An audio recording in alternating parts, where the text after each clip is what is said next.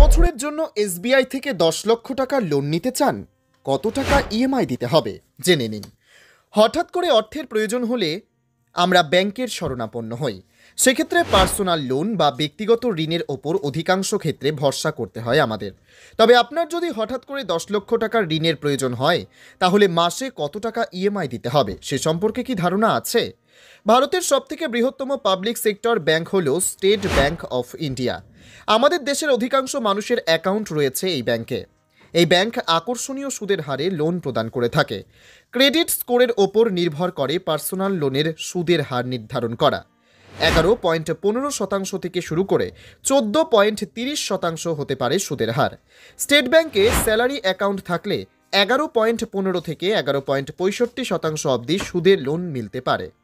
এক্ষেত্রে 5 বছরের জন্য 10 লক্ষ টাকার ঋণ নিলে প্রতি মাসে ইএমআই বাবদ দিতে হবে 21,742 টাকা।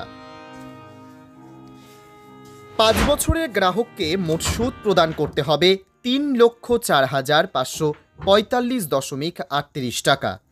আসল ও সুদ মিলিয়ে 5 বছরে গ্রাহক মোট 13,04,545.38 টাকা পরিশোধ করবেন। 5 বছরের জন্য 11.15% হারে 10 লক্ষ টাকার লোন নিলে প্রতি মাসে গ্রাহককে ইএমআই বাবদ দিতে হবে 21,817 টাকা। যদি 5 বছরের জন্য 11.65% হারে 10 লক্ষ টাকা লোন নেওয়া হয়, তাহলে প্রতি মাসে ইএমআই বাবদ প্রদান করতে হবে 22,068 টাকা।